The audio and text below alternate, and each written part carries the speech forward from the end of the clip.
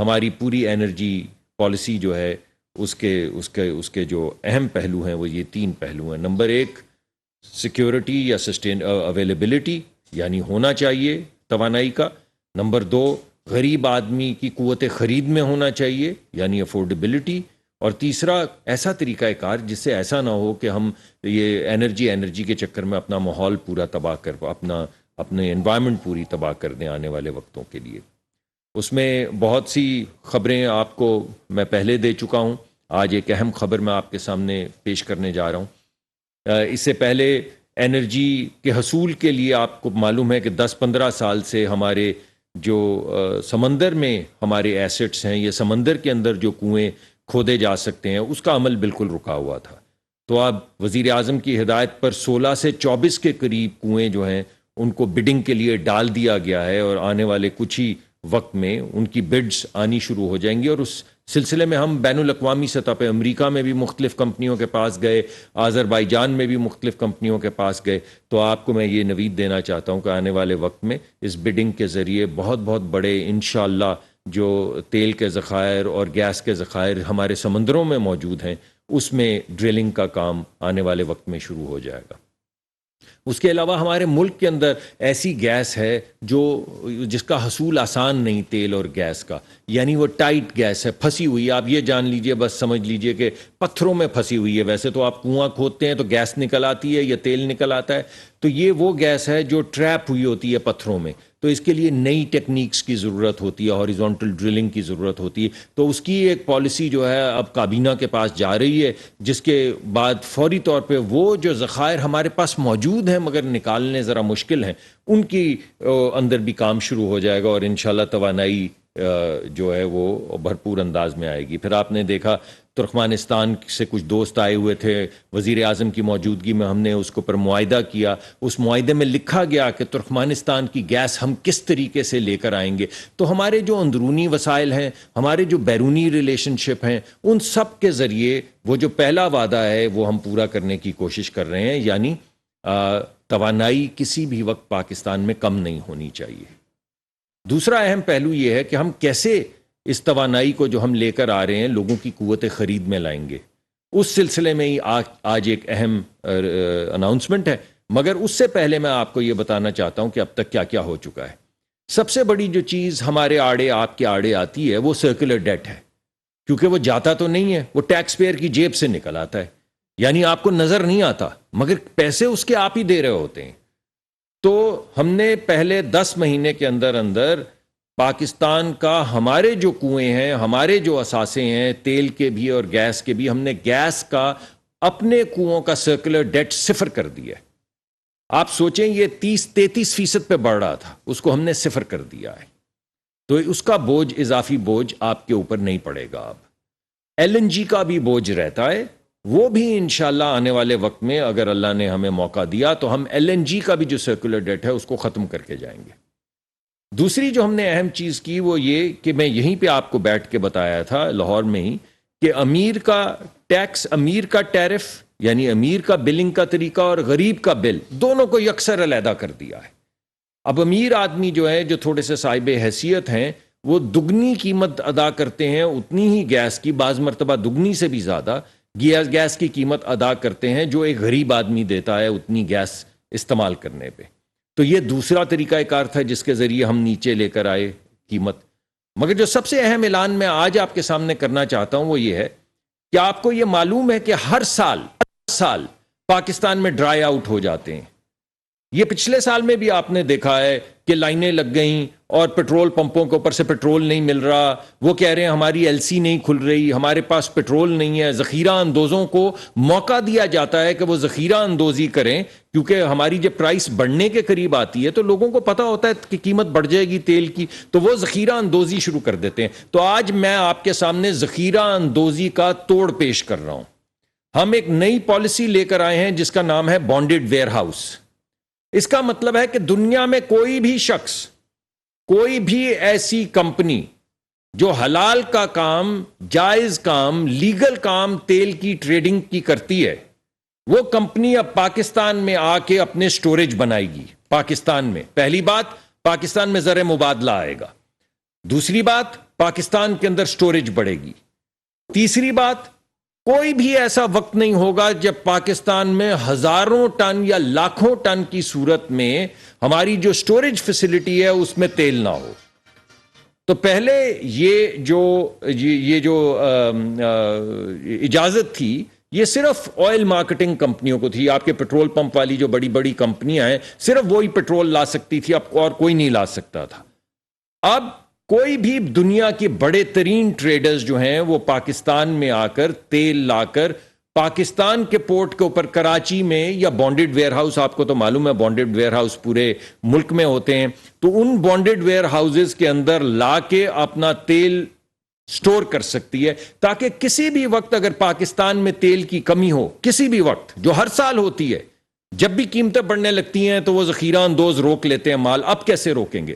اب تو لاکھوں ٹن جو تیل ہے وہ موجود ہوگا پاکستان کے اپنی سٹوریج فیسلٹیز میں, جس میں کسی بھی وقت چھوٹے چھوٹے پیٹرول پمپ والے جو سب سے زیادہ اس سے متاثر ہوتے ہیں وہ جائیں گے اور وہاں سے تیل خرید کر اپنے پیٹرول پمپ چلا سکیں گے. یعنی وہ جو کچھ لوگوں کی اجارہ داری تھی وہ اجارہ داری ختم کر دی گئی ہے. تو اب پاکستان میں کوئی بھی ایسا وقت ہم آنے والے وقت میں نہیں دیکھ رہے جب پاکستان میں تیل کی شارٹیج ہو اور کبھی بھی آپ کو لائنیں نظر آئیں پیٹرول پمپوں کے باہر. دوسری اہم بات یہ ہے کہ جب ہم باہر سے پیٹرول لاتے ہیں تو آپ نے دیکھا کہ جب ذرا ہماری کوئی زر مبادلہ کی صورتحال سخت ہو تو ہماری ایل سی کنفرم ہونے میں پرابلم آتی ہے. آپ نے کئی دفعہ میرے سے یہ سوال بھی پوچھا کہ جی ایل سی کنفرم نہیں پی ایس او کی ہو رہی, فلاں کی ایل سی نہیں کنفرم ہو رہی, آپ سوال پوچھتے ہیں.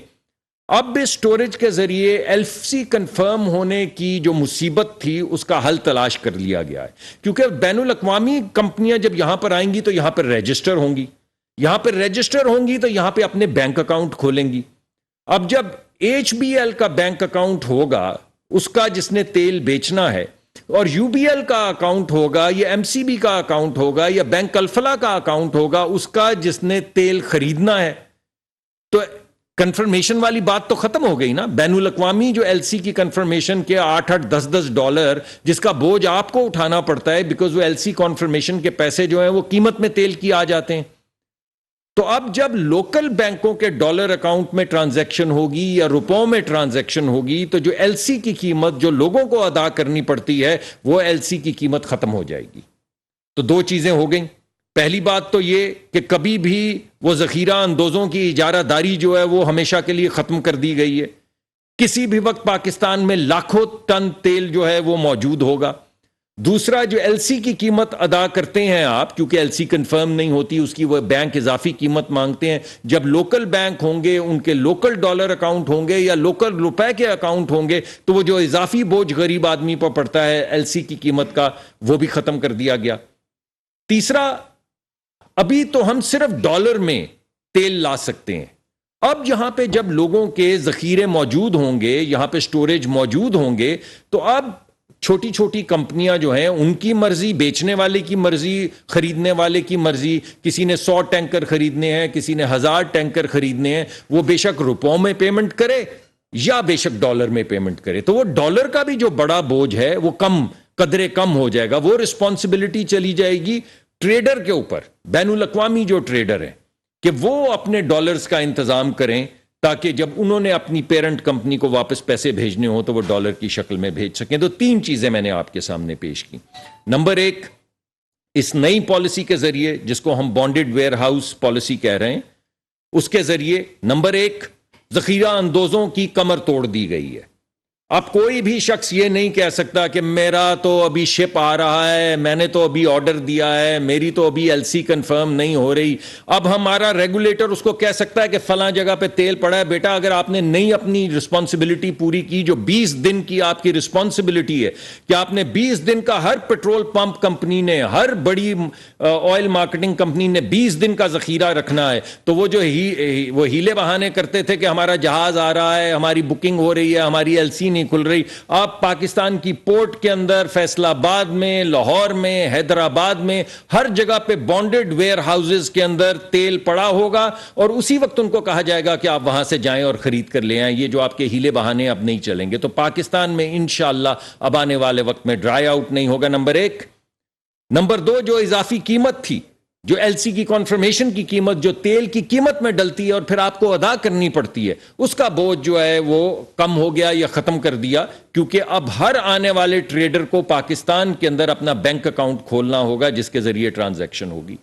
نمبر 3، وہ جو آپ صرف ڈالر میں ٹرانزیکشنز کرتے تھے، اب کچھ ڈالر میں ٹرانزیکشنز ہوں گی، کچھ روپوں میں ٹرانزیکشنز ہوں گی، تو ہمارے زر مبادلہ پہ بھی بوجھ کم ہوگا، یا کم از کم اس کا جو وقت ہوتا ہے ادائیگی کا، اس میں فوری طور پہ ڈالر کا جو بوجھ ہے وہ کم ہو جایا کرے گا۔ تو یہ تمام چیزیں میں آپ کے سامنے پیش کرنا چاہتا تھا۔ وزیر اعظم نے ہمیں ہدایت کی تھی، آج عید کا وقت ہے، آپ کے سامنے کچھ امید کا پیغام بھی لانا چاہیے۔ سارا دن سیاسی لے دے تو ہوتی رہتی ہے، کبھی پتہ چلتا ہے کہ عمران خان صاحب ناراض ہیں، کبھی پتہ چلتا ہے کہ تحریک سربراہ جو ہیں وہ امریکہ کے سامنے گڑ گڑا رہے ہیں، کبھی پتہ چلتا ہے وہ امریکہ کے خلاف جہاد کرنے نکلے ہوئے ہیں، کبھی پتہ چلتا ہے وہ اسٹیبلشمنٹ کی منتیں کر رہے ہیں کہ مجھ سے بات کر لو، کبھی پتہ چلتا ہے کہ وہ کہتے ہیں میں کسی سے ہاتھ بھی نہیں ملاؤں گا۔ تو میں نے کہا یار اس گفتگو کو چھوڑیں، عید کا دن ہے، انہیں ان کے حال پہ چھوڑ دیں۔ تو جب وہ ذرا ذہنی سکون میں آئیں گے، کچھ متانت آئے گی، کچھ انا کا بھوت جو ہے وہ اترے گا، تو خود ہی پھر ملک کے حالات سیاسی بھی بہتر ہونا شروع ہو جائیں گے۔ لیکن اس وقت جو بھی پی ٹی آئی کر رہی ہے، اس کے ساتھ، اس کے باوجود یا اس کے خلاف، ہمیں سب پہ مقرر ہے کہ ہم لوگوں کو امید کا پیغام دیں۔ آج عید کا موقع ہے، میں وزیر اعظم کے بہاف پہ آپ کے سامنے یہ پیغام لانا چاہتا تھا، اور ایک اضافی بات بھی آپ کو بتانا چاہتا تھا کہ روس کا تیل کی دوسری شپمنٹ پاکستان پہنچ گئی ہے۔ تو وہ آپ کو یاد ہے کہ پہلے انہوں نے کہا یہ معاہدہ ہمارا تھا، پھر انہوں نے کہا کہ یہ کیا معاہدہ ہے بھائی، یہ تو جب پتہ چلا کہ معاہدہ آپ کا نہیں تھا تو انہوں نے کہا انہوں نے جو معاہدہ کیا وہ تو معاہدہ ہی نہیں ہے، اس پہ تو تیل آ ہی نہیں سکتا۔ پھر تیل چل پڑا وہاں سے، تو انہوں نے کہا کہ یہ تیل چلا تھا کہاں گیا ہے، یہ کبھی نہیں پہنچے گا پاکستان، یہ سب جھانسا ہے۔ پھر تیل پہنچ گیا، پھر انہوں نے کہا پہنچ تو گیا ہے، یہ تو ہماری ریفائنریز میں چل ہی نہیں سکتا۔ اب وہ چلنا شروع ہو گیا۔ پھر انہوں نے کہا کہ یہ تو اس سے فرنس آئل اتنا بنے گا کہ ملک برباد ہو جائے گا، تو ملک برباد بھی نہیں ہوا۔ تو آج دوسری شپ بھی آ گئی ہے۔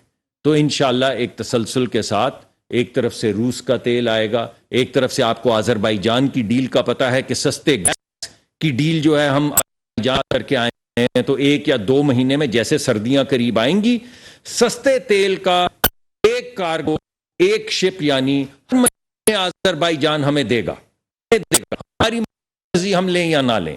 اگر ہمیں بھاؤ سمجھ آئے تو ہم لیں، بغیر وجہ لکھے ہوئے ہم ان کو ریجیکٹ کر سکتے ہیں۔ کبھی آپ نے ایسا معاہدہ دیکھا ہے کہ ایک فریق پہ مقرر ہو کہ وہ سستی گیس آپ کو کہیں سے ڈھونڈ کے ہر مہینے دے گا، اور دوسرے فریق کے پاس یہ طاقت ہو کہ وہ بغیر وجہ لکھے اس کو ریجیکٹ کرتا جائے، جب اس کے ضرورت ہو، جب اس کو بھاؤ سمجھ آئے، جب اس کے پاس زر مبادلہ ہو، جب دیگر تمام انرجی کی جو وسائل ہیں ان سے سستی وہ ہو، جب بین الاقوامی سطح پہ جو ان کے ٹریڈنگ ہاؤسز ہیں ان میں جو 30 دن کی ٹریڈ ہو رہی ہے اس سے بھی سستی ہو، جب اس دن جتنی بھی ٹریڈز رپورٹ ہو رہی ہیں ان ٹریڈ سے بھی سستی ہو، تو خرید لیں گے، ورنہ نہیں خریدیں گے۔ تو سستا تیل کا بھی انتظام کر دیا، سستی گیس کا بھی انتظام کر دیا، یہاں پہ جو ڈرائی آؤٹس ہیں ان کو بھی ختم کر دیا، ڈرائی آؤٹس کی اضافی قیمت جو ایل سی کی شکل میں آپ کے سامنے آتی تھی اسے بھی ختم کر دیا گیا، زر مبادلہ پہ جو بوجھ پڑتا تھا اسے بھی کم کر دیا گیا۔ تو ایک ایک کر کے آپ کے تمام وعدے جو آپ سے کیے تھے وزیر اعظم نے وہ پورے کیے جا رہے ہیں۔ انشاءاللہ جانے سے پہلے یہ کمپلیٹ پرفارمنس آپ کے سامنے پیش کی جائے گی، جس میں تمام چیزوں کا جائزہ، تنقیدی جائزہ لے کے میں خود آپ کے سامنے آؤں گا اور آپ کو بتاؤں گا کہ ہم نے کیسے اویلیبلٹی پوری کی انرجی کی، ہم نے کیسے افورڈیبلٹی بڑھائی۔ افورڈیبلٹی بڑھانے کا مطلب یہ نہیں کہ لوگوں کے اوپر بوجھ نہیں ہے، یہ مت سمجھ لیجئے، مگر ہم اس کو بتدریج کم کرنے کی کوشش کر رہے ہیں۔ اور ہم رینیوبل انرجی کے ذریعے، اس طرح وزیر اعظم نے 10,000 میگاواٹ شمسی توانائی کے 4 پروگرام کی اناؤنسمنٹ کی ہے، اور ہمیں ہدایت کی ہے کہ ہماری تمام تیل کی کمپنیاں جو بڑی بڑی ہیں، جو اس وقت پیٹرولیم کمپنیاں ہیں، ان کو رینیوبل انرجی کمپنی یعنی انرجی کمپنی کی طرف ان کا راستہ بدلا جائے، تاکہ وہ گرین ہائیڈروجن اور گرین امونیا اور رینیوبل انرجی کی طرف جائیں۔ تو تینوں وعدے انشاءاللہ پورے کریں گے۔ جانے سے پہلے آپ کے پاس دوبارہ حاضر ہوں گے اور پورے 1.5 سوا سال کا جو تنقیدی جائزہ آپ کے سامنے پیش کریں گے۔ بہت بہت شکریہ۔